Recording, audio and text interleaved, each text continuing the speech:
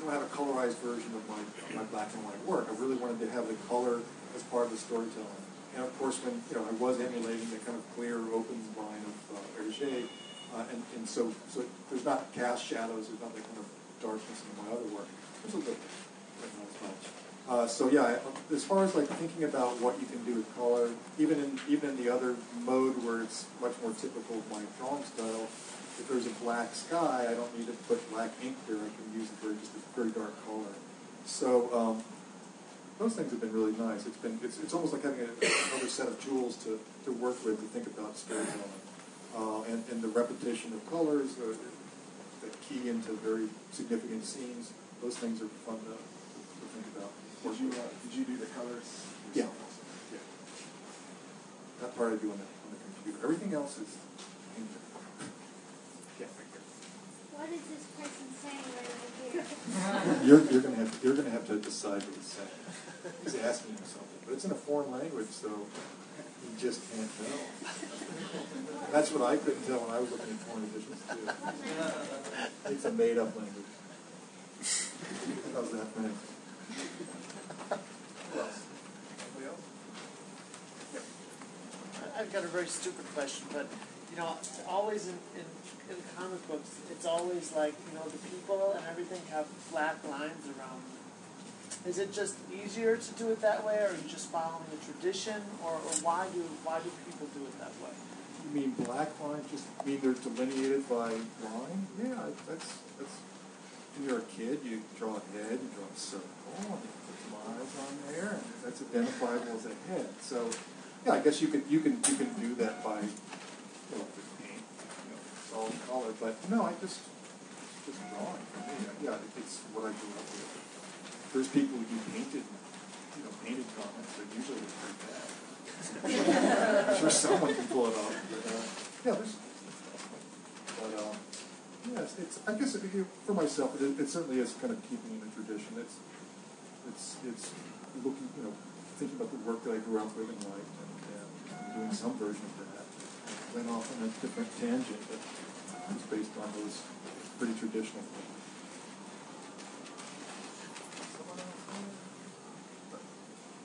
All right. So you listed earlier like Samaras as an influence in your work, and of course, okay, but I was wondering, are there any filmmakers that you found inspirational? I found your work extremely cinematic, and I was just a little curious. There was, I couldn't point out a film director per se. I know that a lot of things creep into my work. I know that's in there, but it's. With artists, I can think of very specifically, okay, this time in my life I was looking at this, I saw this drawing, that, I absorbed that. That picture of the woman with the house on the naked body was based on a Louise Bourgeois drawing, kind of a surrealist drawing, and her sculpture. When I was in art school and seeing with that, and just somehow being intrigued with that, and that just stuck with me. So, since I'm writing about an art student, I'm thinking about those kinds of ideas, but not anyone really directly as far as movies go. I watched a bunch of bad, horror movies when I was a kid, and shows like The Outer Limits. Those had some impact on me.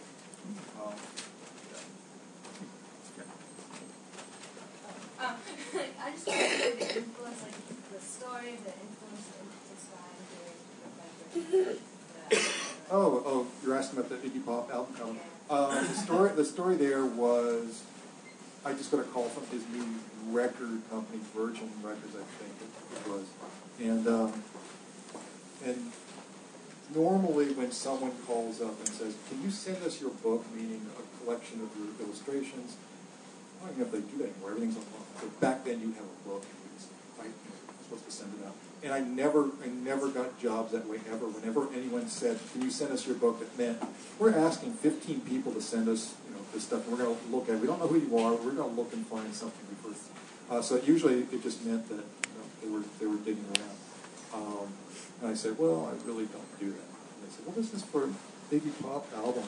I said, so what was your FedEx number? So it really started as that, and previously, I guess every album cover he'd ever done had a photograph of Iggy on it. So this is the first time he was drawing, and basically the company said if he's happy with it, then we'll be happy with it. And so I did inked up my drawing, and I'll back up. He sent me a cassette of the album. I listened to that and tried to think about some of the characters that were going on in that, and took it up to New York, showed it to Iggy, and was working on Laurie's side. Laughed, so that was a good sign. No, it was good. So, that's pretty much it. Allen Ginsberg was there too. Took photographs of him and then started taking photographs of me. So somewhere in the files are photographs by Allen Ginsberg of me sitting on Iggy's couch.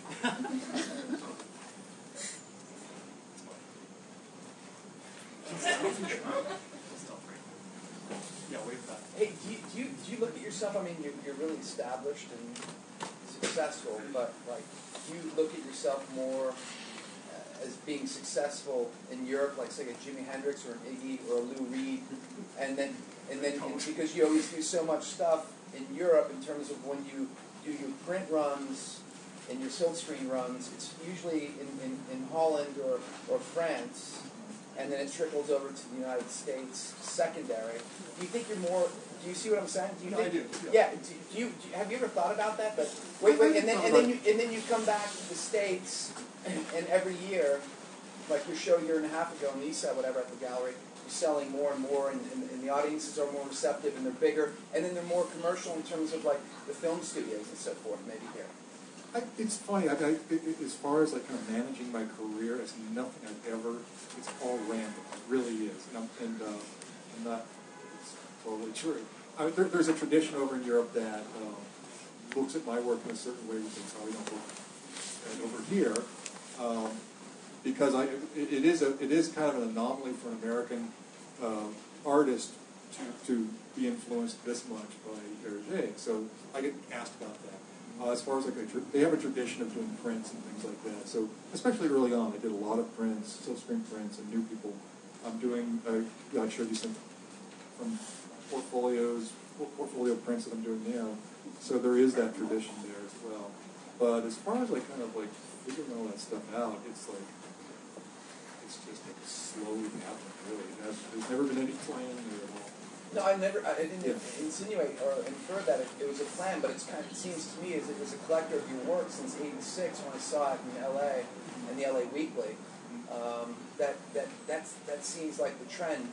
You know, it's if you want to pursue Charles Burns and you want to buy his stuff a lot in terms of as a collector, you go to the Europeans first as opposed to the Americans. That's possible. Yeah, I don't know. I like the idea of being compared with Jimi Hendrix. Though. He was another hero. Yeah. He made me happy growing up. Get right here. Do you have any hobbies? Do I have any hobbies? Let's see. I wish I had more. I like the idea. I just made a knit mask, so I don't know how to paper mache. How's that? That's kind of a hobby. That feels like a hobby. I felt like a hobby making it. There's this really crude looking mask that actually fits. I should have brought those. I play music, but I don't ever play it for anybody else. It's something I enjoy. I'm really, really bad. So I play guitar and keyboard, but just for my own pleasure. So that I enjoy too. But nobody can ever be around while I'm playing. Do any of your characters have hobbies? What? Do any of your characters have hobbies? Think about that. I don't know. Good question. I'm trying to think. Can't think. Doesn't come to mind. I work on it. My dad did every single hobby that you can name. When I was growing up, he would do every single hobby you can imagine. So I'm around. I know what that world is. Name a hobby. Not too obscure. I'll see. He did everything. Every possible. You see those stamp collections where it's like every stamp in the United States? He had them all. behind plastic, and no one had ever they'd never been canceled. So, anyway, any other questions? Yeah. Is any of your work influenced by experience being high or drunk? Yeah, absolutely. I think there's a lot. I think there's a lot of work. I mean, there's a lot of in this book and in Black Hole, there's a lot of references to drugs and alcohol consumption and drugs, and that was certainly a part of, certainly a big part of my life when I was growing up. It was part of the culture. It was just part of the landscape. And that's what I wanted to have. That it was never really kind of a morality play or anything or a judgmental sort of part of the story. It was part of what we did growing up. So yeah, there's certainly an influence there, and the kind of altered perception that takes place in some of the stories. I don't think that any of the actual stories themselves are inspired by being high, but they're inspired by that memory, I suppose. How do you think that? Any other questions? Back here. Working in the community of artists in the 80s, or do you think of yourself as part of the community of sort of punk alternative cartoonists? I think I was a poser. I wanted that, but I don't. I was always just kind of an art nerd and didn't really fit into. I've never made those kinds of commitments to actually, fit in anywhere. But there was a period in New York where there was a large group of cartoonists here, and kind of that were involved in Raw Magazine, Art Spiegelman and Francois Mouly's book. So there were a lot of events that I would come up to. I lived in Philadelphia, and there did feel like that sort of community too. And one thing that they did was they would bring over artists who were traveling would stop and visit, and that way I was introduced to a lot of artists that were European artists. I met Joseph Swart for the first time. A bunch of people that I really admired. Jacques Tardy. A whole list of people. That was one thing that they did was not only did they show or introduce a lot of artists, got them into print for the first time, but they also introduced a lot of European artists that are now fairly well known over here, but had never been published before. So yeah, there was some sense of that kind of community at that point, in the early 80s. Yeah. The second part of that question is, do you feel yourself different than say the wave of cartoonists and the difference between the 60s and the 80s? Well, yeah, when I saw Robert Crumb and Underground Comics for the first time, I was probably, I think it was in eighth grade or ninth grade, and I immediately took to them, and I immediately started literally not tracing them, but I mean copying them, and they were incredibly popular. There was a kind of dark humor there. It was very odd feel to the work, and all the subject matter at that time too. That was in the other Underground Comics. Yeah, that was something that I was interested in. I was kind of done with mainstream comics, and suddenly Undergrounds came along, and they were kind of an answer to. They were kind of like what I'd been looking for. And by the time I was older, I went to art school, and I was always kind of keeping my hand and doing comics on my own. But by the time I was done with school, the whole world of underground comics had pretty much crashed, and there was this kind of doldrums there for a little while, and then slowly it picked up, and especially with Raw Magazine and what are now thought of as independent cartoonists. I don't know a better name for it, but that slowly built. When I was trying to get published to begin with, there was really very few outlets, and so that was kind of the magazine I was looking for. The original editions of Raw were big, oversized books, and it really kind of felt like the kind of comic that I had envisioned, being a cartoonist and also having a background in the fine arts as well. So that was something that really appealed